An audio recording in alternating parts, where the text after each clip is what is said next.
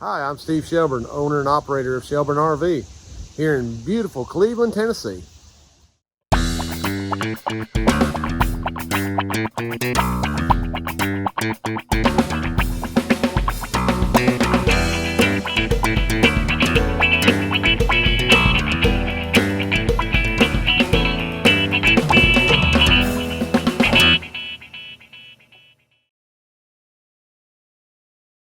Well, good morning.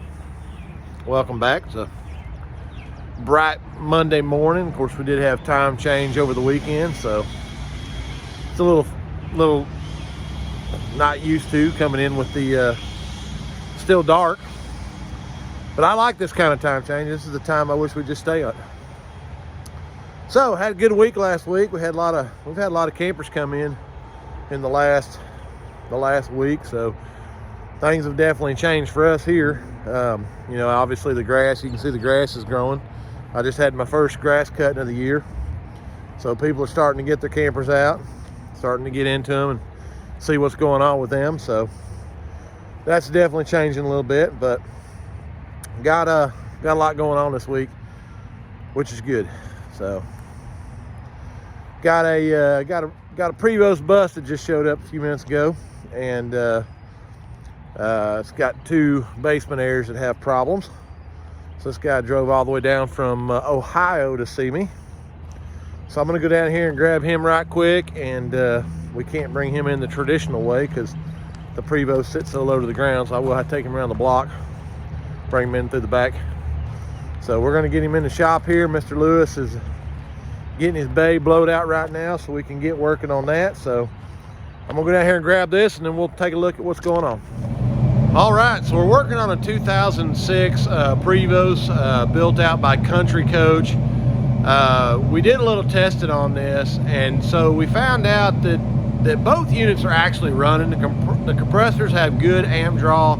We actually have good differential temperature. Now, we did run them with our test box first, just to verify everything was good. And then we did transfer them over to the actual coach controls, just to verify. Now, this unit right here, the indoor fan is only pulling like 1.7 amps. So we've got a problem with the indoor fan. So Lewis is gonna pull this out, and we've actually got a new fan motor sitting here ready to go on. So we're gonna get that changed out, but I'm gonna take you inside and kind of show you some stuff we found. Okay, so we're in here in the coach. Now these are the controls that actually operate everything. Now obviously you've got some dash heat going on here. This is the diesel, even though it doesn't really say diesel heat, obviously furnace, but this is actually the diesel portion of the heat.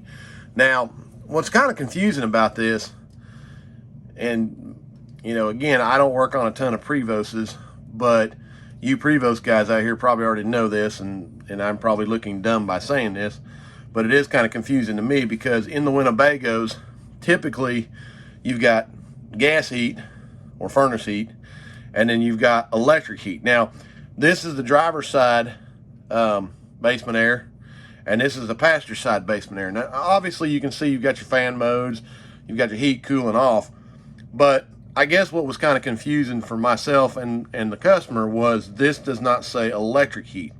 Now, it probably, somewhere in a book somewhere, it probably says that, but, and again, maybe I look dumb by saying it, but again, in all the Winnebagos we do, this would have been gas, and this would have been electric heat.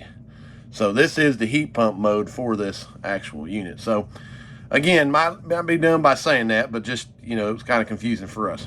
So again, that might be, it might be perfectly normal for anybody else in a Prevost. Maybe I'm, again, I haven't, it's not something that I've run into a tremendous amount. I guess I'm just used to the Winnebagos because again, that's how they always label electric versus gas, and the customer was a little confused on that too, but we did run it, we did operate it. It is working in heat pump mode and in air conditioner mode, so we did check both of those. But right now we just got to get that, Lewis is working on getting that out of there. And then, because there's a little bit, as far as the sheet metal and some of the other stuff that's got to come off there. So he's working on doing that. Right now, I've got to go out here and help Brandon. We've got a 4 kW generator that had a carburetor issue, and Brandon's got the new carburetor on it, but now it's throwing a high frequency. So that's a little challenging because with it throwing a high frequency, usually means the RPMs on the engine are a little high. The problem is if you try to go in there and adjust on that, the controller will actually shut the engine down faster than you can get it adjusted. So we're going to get our G-Man out, and we're going to go out here and use it to take control of the generator, and then I'll get the hertz set correctly, and then once we're in the ballpark on the hertz, then we'll put the controller back in the mix and see how it runs. Now, again, Cummins, if you have your 60 to 61 hertz, you're going to have your correct 120, 121 volts. The regulator will keep it at that point. But if it's over 64 hertz, then the controller shuts down and it throws a high frequency code. So I'll show you what we're going to do on that. We'll get out here in just a second. So Mr. Lewis has got this apart. Remember, we're having very little airflow through here. When we check the amp draws on this fan, we're only getting like 1.7 amps. Well, that is a new motor. You can see somebody's changed that motor, somebody's changed that capacitor, because it looks just like the one we got right there. Now, when I got to looking at this, there is a rotation depending on how these wires are wired. Depends on whether this motor is going to run clockwise or counterclockwise. Well, out of the box, that is set up for clockwise. And whoever put this motor in, just put the motor in. This has to be counterclockwise. So by switching these two wires, we now have all the airflow we need, plus we've got 4 amps. So whoever just put the motor in didn't verify that it was correct after they put it in, because it comes the opposite when it comes out of the box. So we've got that in there. We've already tested it. So Lewis is going to go in here. We're going to change out that bearing like we normally do, and then it needs some washing, and then we're going to put it back in. Well, we got the generator all tested. It is running now at 60 hertz, so everything's good on it. The new carburetor set up. So Gary's getting everything plumbed back in, and we're going to get it back in here and test it. So we've got a little older Outback bumper pull camper over here that came in with a bad Carrier air conditioner. Now, some of you guys have got the old Carrier units. Great unit. Those were great units. They were pretty much bulletproof. But the day has come for this one. And I did have the conversation with the customer. There are conversion plugs that you can buy where you can use the Carrier lower assembly, and they make adapters where you can put a Coleman or a Dometic or whatever on there. But the problem is, when Carrier got out of the RV business, all that stuff went bye-bye. I mean, you can't buy nothing. And so, you know, we found out over the years that yeah, you can put an air conditioner on there, but what happens when the controls go bad? I mean, you're just not doing anybody a favor by trying to keep what you got. Now, the challenging part for this is when Carrier did all this, of course, everything, and you guys, some of you guys have these out there, Carrier ran everything with a remote.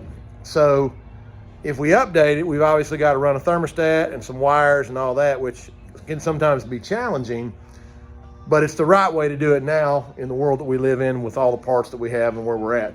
So let me take you in here and kind of show you what we got going on. Adrian's actually already started on this, so I'm kind of behind on my video, but let me take you in here and show you what we got going on.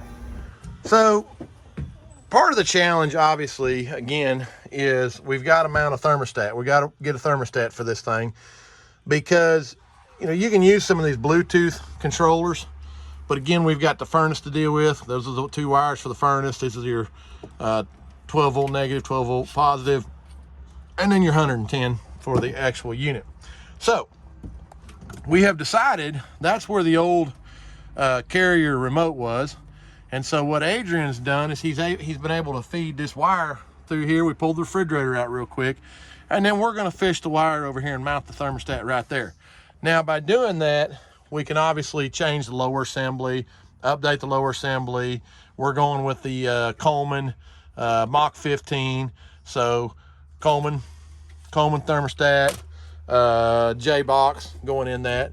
So we're going to get all this updated, and this will be the right way to do it. And then, you know, it's just going to work right. Now, we could have put the thermostat, maybe snaked it over here, run it through the cabinets, and mounted it right here on the wall. But then the door coming open and close would cause some issues with the temperature, possibly.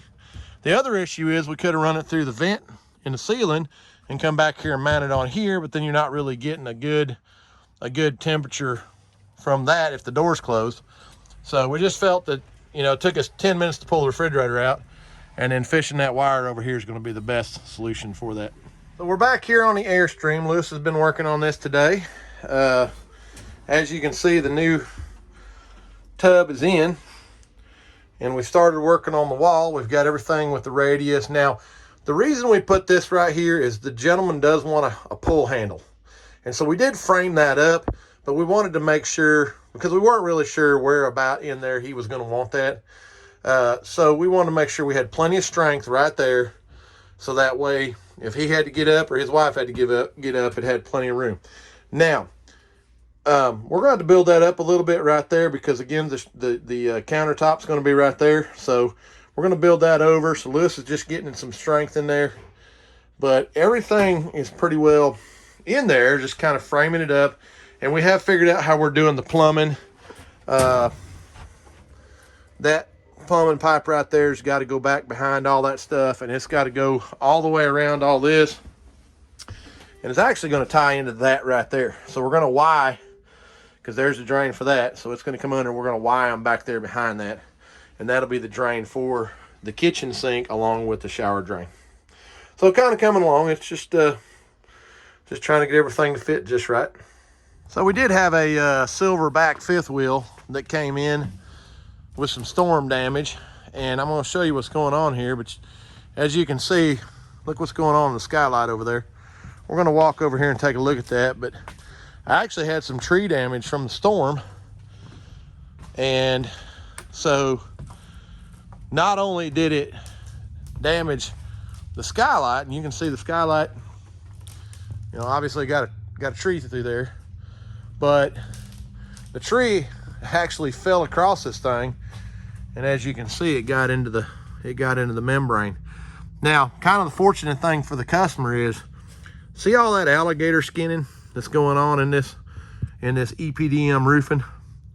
This roof was in its last year really of being used, and so, you know, it's really kind of a lucky shot for him, if you want to say, that the tree hit it, because the insurance is actually going to take care of fixing this roof now. But you seen us talking in other videos about this metal that they wrap this with. Obviously they did a very poor job with how they did this, and so, you know, this is why this is pooching up and doing what it's doing. Now you'll see when we get doing this, we're going to staple all this a whole heck of a lot better than what that is. I mean, it's all the way down through there. And so, and then they didn't even tape none of this. So, you know, this metal's rubbing, and we have seen where that will rub holes in the actual, there's a staple right there. It will actually rub holes in the actual EPDM, but yeah, see how bad that is. So we're going to fix all that, resolve all that. We're going to go back with the PVC roofing, which we really like. But yeah, this roof definitely, and you can see how bad the sealant is on this, but this thing was definitely on its last year of good usefulness. So it was, and look at there, somebody's actually been in there and taped. Somebody's been in there with the Eternabond tape around the air conditioner. So yeah, that's a problem. So we're going to get all this resolved.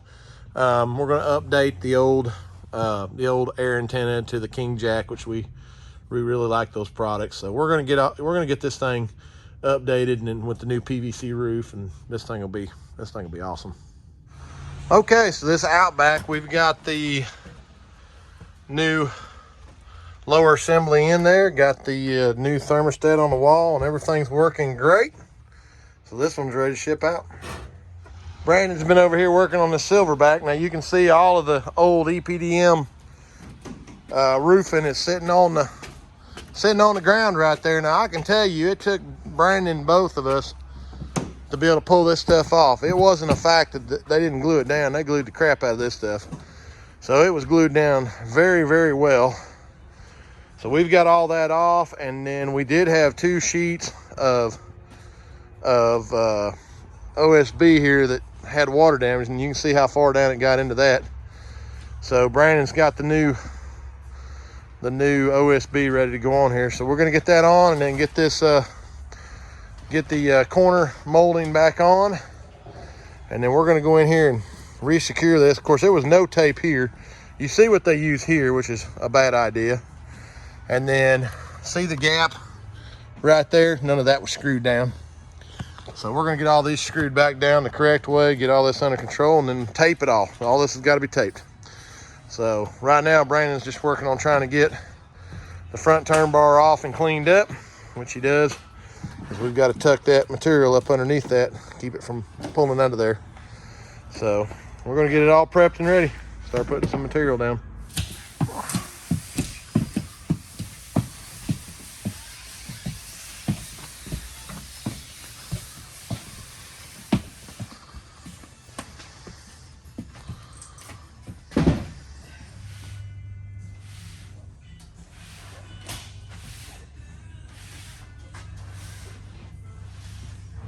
All right, so our next project this morning, it is morning here, a little cold this morning, but we got I got a Winnebago with a basement air that came in yesterday.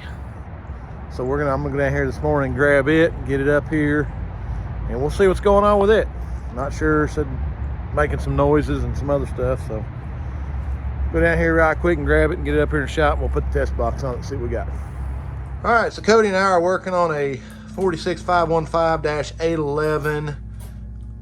This one here is brand new, model number 20. First number is the serial number 21, so that was a 21 model. Came out of a Winnebago Horizon. Now, customer brought this in, and when we were testing this fan motor was just making a racket. The blade was actually hitting part of the fan. Now, we did find out that the nut was loose on the fan. So we went ahead and adjusted that, got it where it needed to be. But when we got to looking, these screws had actually backed themselves out. Well, they were stripped out to the point we had to cut them off and put new screws in. So we've got everything to a point now. We're gonna put the covers back on and run it. Okay, so Mr. Cody's got that basement air all back installed. Now, that was a brand new basement air. Those were made down in Cordell, Georgia by another company that was building them for Airstream. That has changed here in the last few months. All of that stuff now is being built back in Wichita. So we had a few issues typically with those that were made in Georgia, just because, you know, the quality assurance wasn't as good a quality as Airstream really wanted them to be. That's why they're moving it back over to Wichita. And, you know, I had to move some of the piping around. The piping was rubbing. Stuff wasn't really zip tied very well, and we see that. Of course, when I have them open, I'm looking at all that stuff anyways, you know, as far as tubing that might be rubbing or touching, and, you know, as far as everything being zip tied up. But Airstream took care of it, made a phone call. It was no problem. We got that gentleman back up and going, and he is now off to back to Ohio. So got him all finished up. Mr. Adrian's been up here getting real close on the having this roof on this Silverback done. Let's go up here and check this out. All right, so Mr. Adrian's got this done almost. Still got that air conditioner. Now that air conditioner was nasty, so we went ahead and cleaned it, serviced it, get it put back on. But this is the PVC by Airstream. We really like this stuff. Of course, we use the Extreme roof sealant to go with it. So he's just about got this finished up. Now, one thing we broke taking these off was these end caps. And I ordered some from Forest River, but they sent me the wrong ones. So I had to go in here and make some. Made those out of an old Coleman air conditioner cover. But just what I had to do, because I can't be waiting forever for them to come to me. The air conditioner on the back, I actually had a Dometic Brisk Air 2, and when the boys took it off of here, it actually broke the bolt. The bolt stripped out inside the housing here. Now, one thing that I got to noticing on this, and Brisk Air 2s, we had a lot of problems with coils rupturing and all the freon going out of it. Somebody's actually been in here, and you guys have heard me talk about those clamp-on taps. That's the wrong way to do that. One. Two, the problem's going to be in there because I've had tons of experience with those. And then look how nasty that coil, how nasty that thing is. It's probably never been cleaned. So probably 3 or 4 years ago, I got real motivated because we were having so many failures with the Brisk Air 2 that I actually had put some taps on some, and I went and got me one of those big 500-gallon plastic totes and cut the top off of it and filled it full of water. And I was taking and pressurizing those Brisk Air 2s up to about 350 pounds of nitrogen. And then I'd put the whole air conditioner down in the water to try to figure out where the failure was on those, because I thought, well, crap, maybe I can fix them. You know, the compressors never go bad in them. The LG compressors are great little compressors. So I thought, well, maybe I can go in there and fix those. Well, every one of them that I put down in the tank to test and dip with had no less than 3 bubbles coming out of the evaporator core. So, I mean, obviously, problem in the evaporator core, so I'm not going to be able to, you know, Dometic's not going to sell me an evaporator core. They're just going to tell me to throw it away. So at that point, it's not, you know, I got, like, why do I keep trying to fix these? And that's why we started selling Colemans, because I didn't have no trouble with the Colemans. So that's kind of a little history on the why I do the Colemans and not the Brisk Air 2s, but that's kind of what we found out. But Mr. Adrian's getting close on that, getting that finished up. That roof is real close to being ready to pull out of here. Just got to put that front air conditioner on, and he's close on that. Got a couple more things I want to show you here in the shop. Let's go check that out. So next project we have in here, and this is something we really don't work on. Like, we don't work on these mechanisms for pop-ups. I've got a guy down in Chattanooga that's really good at it, so we just set them down there for him. But this one's got some propane problems along with some electrical issues, which we're going to help them on. Now, we did find out, and this is the remote for the jack that runs the pop-up up. The Scotch locks had a problem, and they were shorting out. So we've got those changed out and fixed. So the next issue we've got is the furnace has got a problem. So they're going to be pulling the furnace out, doing that. Got to pull the furnace out to do that. And then we have no lights. We have no lights working in the actual top up here in the pop-up. Now, what the boys are doing now is they're actually checking continuity. Those wires run down through there, and then there's a safety switch in there that when the pop-up comes down, the lights don't catch the sleeping bags and other things on fire. So they're going to check all that electrical out and then check out this furnace. But yeah, don't do much pop-ups, but we do some electrical and some other stuff. So yeah, that's about the extent of pop-ups that I do. I don't work on any of the mechanisms. You know, the appliances, the electrical stuff of that nature we do.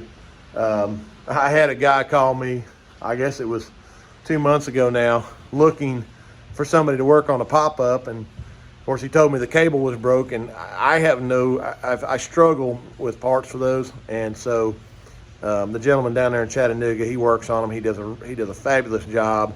He's got parts. He's got availability for parts. So I typically just send all that stuff down there. So I told the person on the phone, I said, hey, listen, you know, I could let it sit up here for 2 months and, you know, then tell you we don't work on it, but I don't work on it. And this is the guy you need to call. He's got the technology. He's got the parts. He's got the experience. You know, he was super nice on the phone. Hey, thanks.